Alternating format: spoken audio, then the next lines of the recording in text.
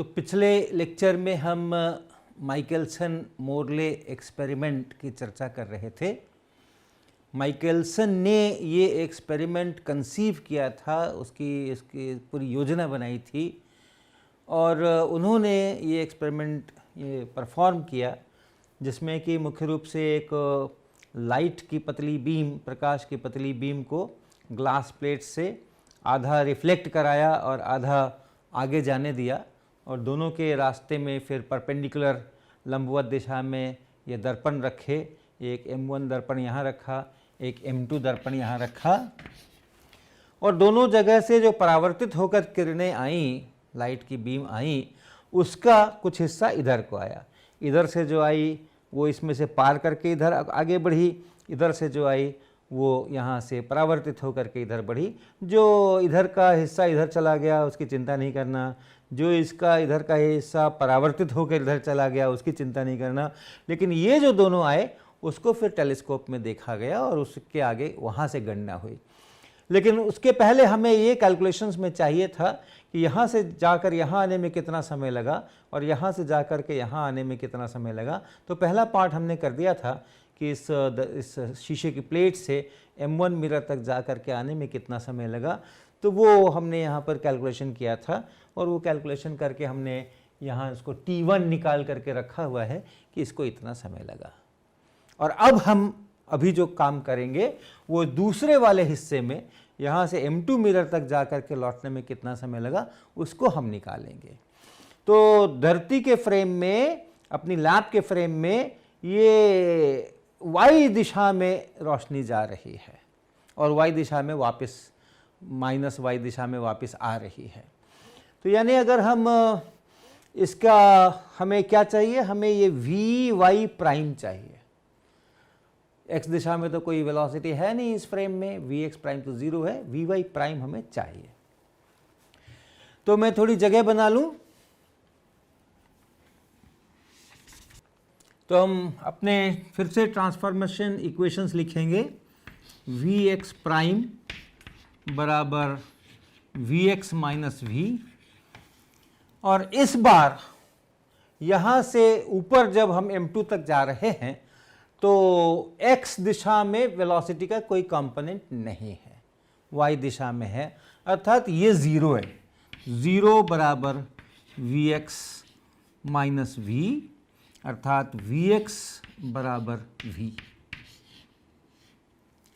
ये इस हमारे गैलीलियन ट्रांसफॉर्मेशन से जो परिणाम निकले थे उसमें से ये बात निकल करके आई। vx क्या है, ये vx क्या है, ये वाली जो रोशनी ऊपर जा रही है उसका ईथर के फ्रेम में, यहां प्राइम नहीं लगा है, ईथर के फ्रेम में x कंपोनेंट, तो वो x कंपोनेंट ये v है। और vy प्राइम के लिए हमारा इक्वेशन क्या था, vy प्राइम के लिए हमारा इक्वेशन था vy प्राइम बराबर vy। और इसलिए यहां पर अगर मैं लिखूं vy equal to vy prime, अब आप इनको स्क्वायर करके जोड़ दीजिए।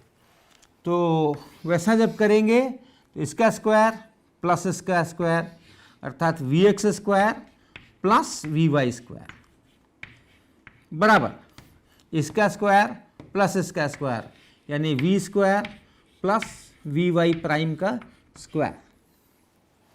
अब ये क्या है, ये vx यानी प्रकाश के वेग का ईथर फ्रेम में x कंपोनेंट, ईथर फ्रेम में क्योंकि प्राइम नहीं लगा है यहाँ पे, और ये प्रकाश के वेग का ईथर फ्रेम में y कंपोनेंट, इसका स्क्वायर इसका स्क्वायर, इसको जब जोड़ देंगे तो ईथर के फ्रेम में प्रकाश की चाल का स्क्वायर हो जाएगा, स्पीड का स्क्वायर हो जाएगा। जो स्पीड का स्क्वायर है वो x कंपोनेंट का स्क्वायर प्लस y कंपोनेंट का स्क्वायर प्लस z कंपोनेंट का स्क्वायर। यहाँ z कंपोनेंट तो है ही नहीं, z कंपोनेंट इस चित्र में देखेंगे तो वो ब्लैक बोर्ड से बाहर की तरफ आ रहा है, तो इधर तो कुछ है नहीं, जो कुछ हो रहा है सो XY प्लेन में हो रहा है। तो ये ईथर के फ्रेम में प्रकाश का, ये वाला प्रकाश जो यहाँ से M2 की तरफ जा रहा है हमारी अर्थ के फ्रेम में, तो उस प्रकाश का वेग का जो मैग्नीट्यूड है यानी स्पीड है, चाल है, उसका ये स्क्वायर है, और इसलिए ये हो गया सी स्क्वायर बराबर V square plus V Y prime square. और यहां से आप वी वाई प्राइम लिख सकते हैं, और वो वी वाई प्राइम होगा स्क्वायर रूट, क्योंकि वी वाई प्राइम का स्क्वायर है यहां पे, और इस वी स्क्वायर को आप इधर ले जाओगे तो V square minus C square minus we square, ऐसा ये है वी वाई प्राइम।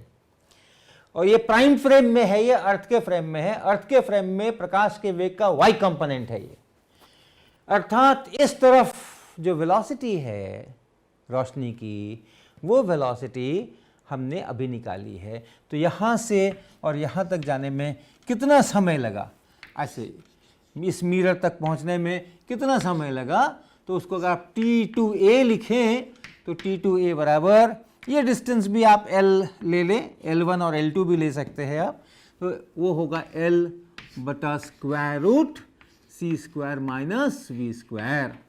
क्योंकि अर्थ के फ्रेम में L डिस्टेंस चले हैं, अर्थ के फ्रेम में जो स्पीड है वी वाई प्राइम वो हमने यहाँ निकाल करके अभी अभी प्राप्त की है, तो आप भाग लगा देंगे तो इतना समय लगेगा। और M2 से अगर आप वापस आएंगे यहाँ तक तो भी उतना ही समय लगेगा, वही गणित होगा, वही अलजेब्रा होगा, केवल एक दिशा का परिवर्तन है। यहाँ भी वो परपेंडिकुलर है, जो ईथर का वेग है इस फ्रेम के अंदर में, सब कुछ वैसा ही होगा, तो उतना ही समय इसमें भी लगेगा। तो जो वापस लौटने का समय है, यहाँ से जो ये वापस लौट रहा है इस ग्लास प्लेट तक T2b, वो भी उतना ही है, L divided by square root C square minus we square. और इस कारण से T2 टोटल टाइम यहाँ से जाके यहाँ लौटने में और यहाँ से जाने में और फिर लौटने में, टोटल टाइम जो है वो T2a प्लस T2b अर्थात 2L बाय, ये इतना। इसमें से c आप बाहर निकाल लीजिए तो c, और यहाँ 1 by square root 1 minus we square by C square. अब आप इन दोनों T1 और T2 को देखें, तुलना करें। T1 का मान देखें, T1 का मान हमने निकाला था 2L by C 1 by 1 minus we square by C square, लेकिन T2 का मान हमारा जो निकला है 2L by C 1 by square root of 1 minus we square by C square. दोनों अलग अलग हैं। बराबर डिस्टेंस भी अगर हम लेते हैं L और L, तो रोशनी को यहाँ से यहाँ तक जाके लौटने में जितना समय लगा और यहाँ से ऊपर M2 तक जाकर लौटने में जितना समय लगा, वो बराबर नहीं है। तो वो कितना उनमें परिवर्तन है, कितना उनमें डिफरेंस है, तो वो डेल्टा टी अगर आप लिखें, डेल्टा टी बराबर T1 माइनस T2, तो ये परिवर्तन है 2L बाई सी और फिर यहाँ पे 1 by 1 minus we square by C square और minus 1 by square root 1 minus we square by C square. ये इतना दोनों में परिवर्तन है। और इस परिवर्तन के कारण से दोनों तरफ आने में, इस साइड से जाके आने में, इस साइड से जाके आने में समय जितना लगा, उसमें जो परिवर्तन है, उसमें जो अंतर है, उसके कारण यहाँ टेलीस्कोप के अंदर में एक फ्रिंज पैटर्न दिखाई पड़ता है। कैसा फ्रिंज पैटर्न दिखाई पड़ता है कि यहाँ पे इनको कहीं पर अच्छी सी रोशनी दिखती है, कहीं पर इनको अच्छी सी रोशनी दिखती है और फिर कुछ अंधेरा सा दिखता है, फिर कुछ अच्छी सी रोशनी दिखती है, फिर कुछ अंधेरा सा दिखता है, फिर कुछ अच्छी सी रोशनी दिखती है, फिर कुछ अंधेरा दिखता है। तो इस तरह का ऐसा bright dark bright dark bright dark ऐसा एक पैटर्न यहाँ पर दिखता है। और वो पैटर्न कितना होगा, कैसा होगा, कितनी दूर के ऊपर ब्राइट होगा, कितनी दूर के ऊपर डार्क होगा, ये सब चीज़ें इस पर निर्भर करेंगी। अब माइकलसन का जो जीनियस है वो क्या था, वो देखें आप। उन्होंने सारा एक्सपेरिमेंट एक बड़े से प्लेटफॉर्म के ऊपर डिज़ाइन किया था। ये जितना ग्लास प्लेट और ये सब कुछ एक बड़े से प्लेटफॉर्म पे डिज़ाइन किया था। और उस प्लेटफॉर्म को मरकरी के पुल पर फ्लोट कराया गया था। और आइडिया ये था कि उस पूरे प्लेटफॉर्म को 90 डिग्री से घुमा दिया जाएगा। और जब 90 डिग्री से घुमा दिया तो क्या हुआ, जो ये M1 मिरर है ये इधर चला गया और M2 मिरर जो है वो इधर चला गया।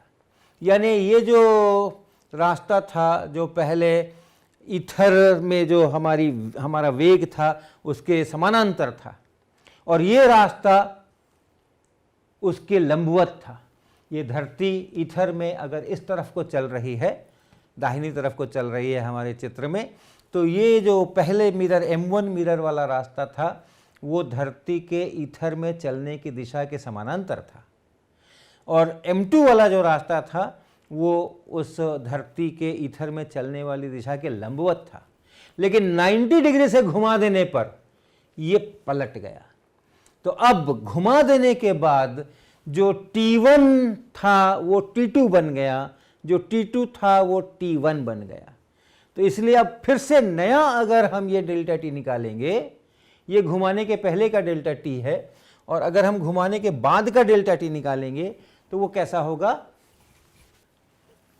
तो उसको आप लिखें। इसको अगर आपने डेल्टा T कहा है उसको आप कुछ और नाम दे दें, डेल्टा T स्टार लगा दें। यानी 90 डिग्री घुमाने के बाद इस आर्म में जो था, इस वाली भुजा में जो था और इस वाली भुजा में जो था, वो टाइम डिफरेंस आप फिर से लिखें तो इसका उल्टा हो जाएगा। अर्थात ये 2L/c के बाद, और पहले ये आएगा स्क्वायर रूट वाला और बाद में फिर ये आएगा, यानी इसका नेगेटिव हो जाएगा।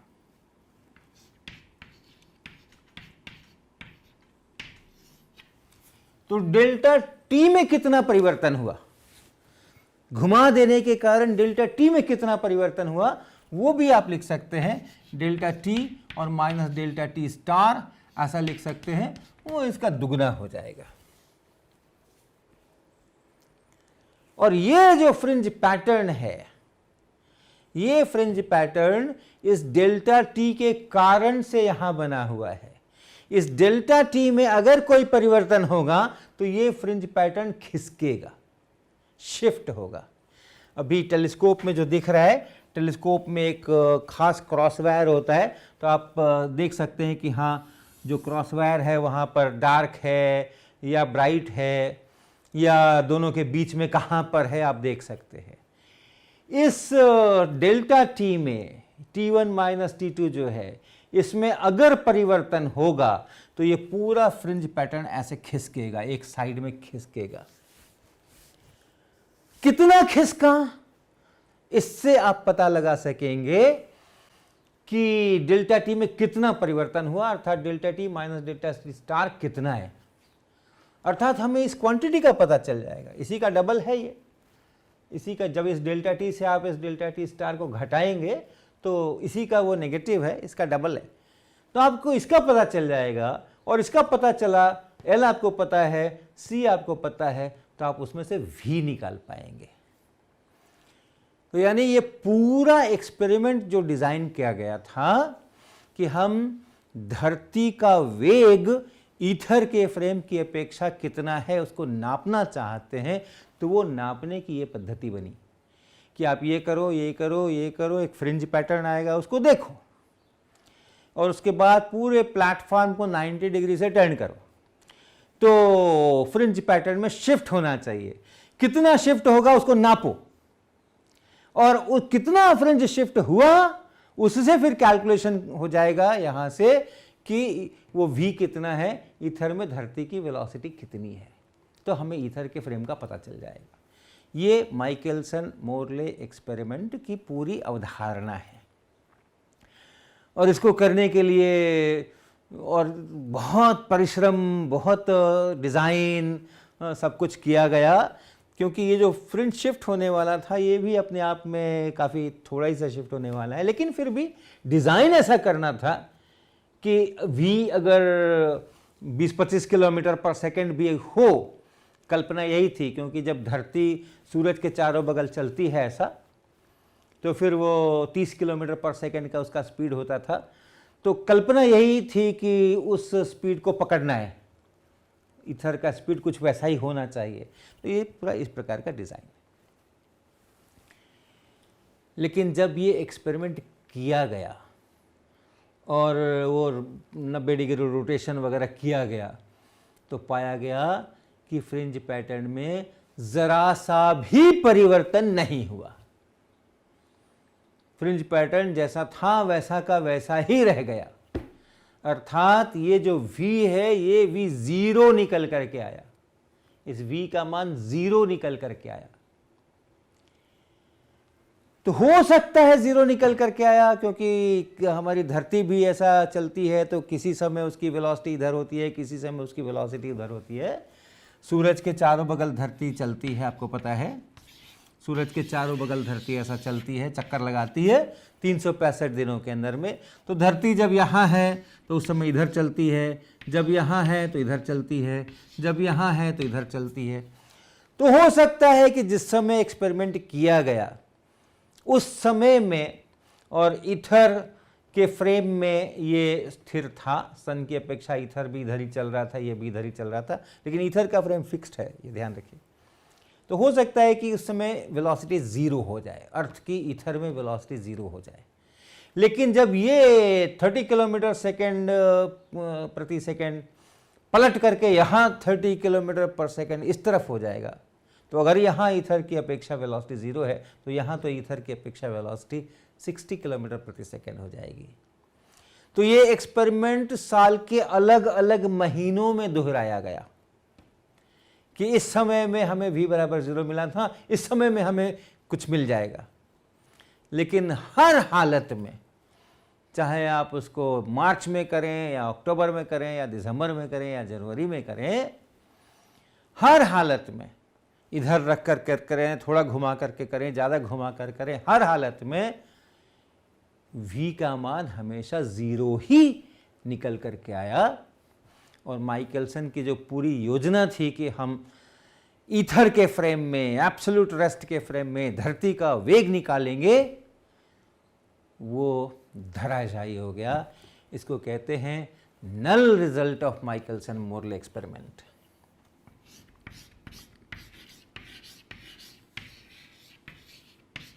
या नेगेटिव रिजल्ट।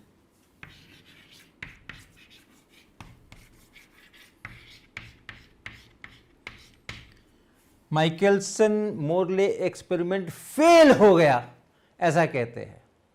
तो उसका उसमें जो सोचा जा रहा था कि फ्रिंज पैटर्न में शिफ्ट होगा, उससे v निकलेगा, वैसा नहीं हुआ, v बराबर 0 ही आ गया। तो ये जो रिजल्ट है कि v बराबर 0 ही है, कोई किसी प्रकार का फ्रिंज शिफ्ट नहीं हो रहा है, ये एक बहुत बड़ी अनबूझ पहेली रही बहुत समय तक। और इसका भी योगदान रहा रिलेटिविटी के प्रिंसिपल्स को करने में, क्योंकि ये अगर होता, ये अगर मिल गया होता, तो हमें फिर प्रिंसिपल ऑफ रिलेटिविटी से हाथ धोना पड़ता, क्योंकि तब ईथर के फ्रेम में वेलोसिटी c होती, दूसरे फ्रेम्स में जो उसकी अपेक्षा एक समान वेग से चल रहे हैं उनमें वेलोसिटी c नहीं होती, उनमें मैक्सवेल्स इक्वेशंस लागू नहीं होते, तो सभी इनर्शियल फ्रेम एक जैसे नहीं होते। लेकिन ऐसा नहीं हुआ, प्रयोगों के द्वारा पता चला कि ऐसा कुछ नहीं हो रहा है। और तब यहां से आइंस्टीन की परिकल्पना शुरू हुई कि हमें इस तथ्य को स्वीकार करना पड़ेगा, एक्सपेरिमेंट्स है तो उसको तो स्वीकार करना ही पड़ता है, तो इस तथ्य को हमें स्वीकार करना पड़ेगा कि हर एक फ्रेम में प्रकाश की वेलोसिटी बराबर रहती है, c रहती है, c माइनस वी नहीं होती, c प्लस वी नहीं होती, c square minus we square का स्क्वायर रूट नहीं होता, ऐसा कुछ नहीं होता। चाहे कोई भी फ्रेम हो, इनर्शियल फ्रेम, सभी इनर्शियल फ्रेम्स में प्रकाश की स्पीड सेम रहती है। और अगर सेम रहती है तो ये जो ऑप्टिक्स, इलेक्ट्रिसिटी, मैग्नेटिज्म के जो हमारे इक्वेशंस हैं, जो हमारे लॉज हैं, अब उनके आधार पर सोचना फिर से कि relativity principle of relativity valid है या वैलिड नहीं है। जो इलेक्ट्रिसिटी, मैग्नेटिज्म, ऑप्टिक्स, लाइट, इनके आधार पे तो हम एक्सपेरिमेंट के द्वारा देख रहे हैं और हम माने इस बात को कि प्रिंसिपल ऑफ रिलेटिविटी वैलिड है और मैक्सवेल्स इक्वेशंस वैलिड हैं, सभी इनर्शियल फ्रेम एक समान हैं, जो लॉज ऑफ इक्वेशंस हैं सभी में एक प्रकार के हैं।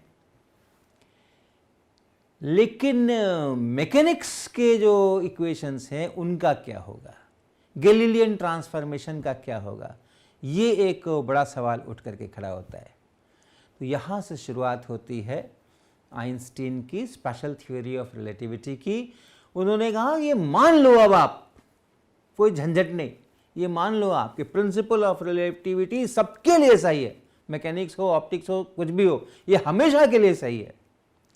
और जो लाइट की स्पीड है वो सभी फ्रेम्स में एक समान है, ये भी आप मान लो। गैलीलियन ट्रांसफॉर्मेशंस को अगर परिवर्तन करने की ज़रूरत है तो परिवर्तन करेंगे, लेकिन ये मान करके हम चलेंगे।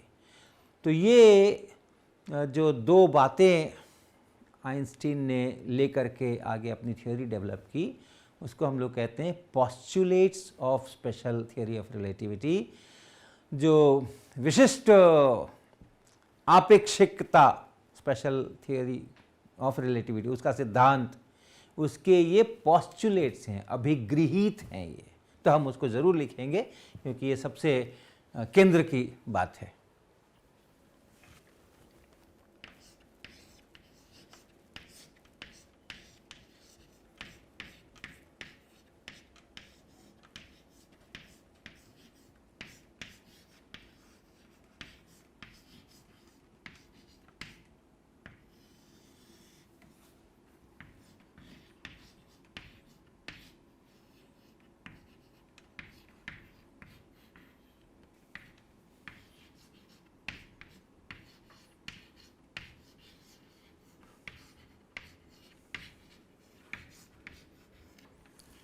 विशिष्ट आपेक्षिकता सिद्धांत यानी स्पेशल थ्योरी ऑफ रिलेटिविटी के अभिगृहीत यानी पोस्टुलेट्स, पोस्टुलेट्स। और पोस्टुलेट्स का मतलब होता है कि बस ये, इस पर प्रश्न नहीं उठाना, ये मान के चलना है अपने को। Postulates of special theory of relativity.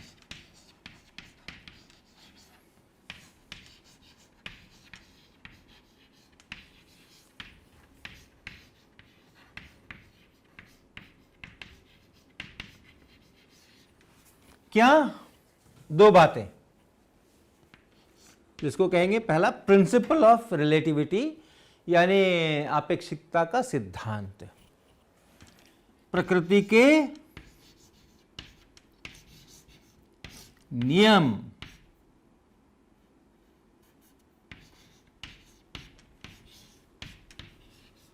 प्रकृति के नियमों का स्वरूप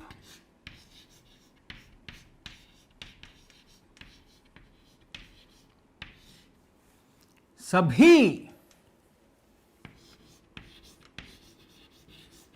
जड़त्वीय निर्देश तंत्र या फ्रेम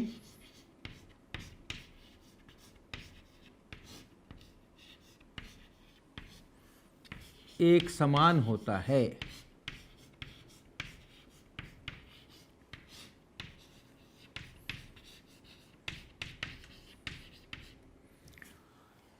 प्रकृति के नियम, सभी नियम, मैकेनिक्स हो, ऑप्टिक्स हो, इलेक्ट्रिसिटी हो, मैग्नेटिज्म हो, बायोलॉजी हो, केमिस्ट्री हो, सभी नियम, प्रकृति के सभी नियम आप एक इनर्शियल फ्रेम में लिखें या दूसरे इनर्शियल फ्रेम में लिखें, आपको वही समीकरण लिखने पड़ेंगे।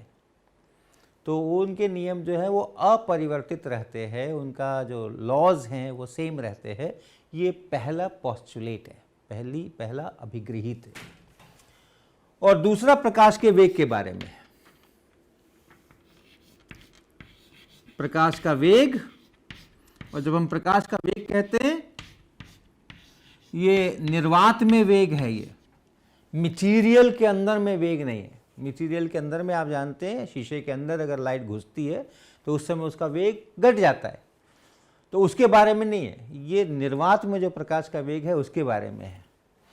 प्रकाश का वेग या लिखित है निर्वात में, वैक्यूम में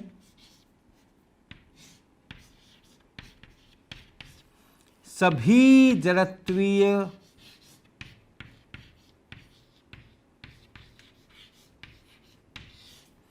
फ्रेमों में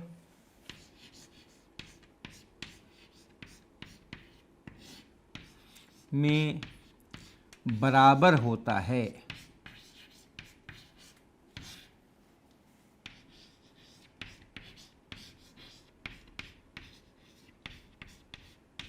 जिसको हम लोग छोटा सी अक्षर से लिखते हैं और उसका वैल्यू फिक्स्ड है, लगभग 3 × 10⁸ मीटर पर सेकेंड। तो प्रकाश का वेग सभी जड़त्वीय फ्रेमों में बराबर होता है, चाहे वो सोर्स जो है वो चल रहा हो, स्थिर हो, कुछ भी कर रहा हो, जो प्रकाश को जो रिसीव कर रहा है वो ऑब्जर्वर, दर्पण, लेंस, वो चल रहा हो, स्थिर हो, कुछ भी हो रहा हो, प्रकाश का वेग हमेशा हर इनर्शियल फ्रेम में एक ही जितना मिलने वाला है। वहाँ पर Vx प्राइम बराबर Vx माइनस V, ये सब इक्वेशंस नहीं चलने वाले हैं। तो ये दो जो पोस्टुलेट्स हैं उनके आधार पे फिर बाकी सारी चीज़ें डिराइव की गई हैं, बाकी सारी चीज़ें निकाली गई हैं और बहुत अच्छी अच्छी चीज़ें निकली हैं जिनका अब हम वर्णन करेंगे।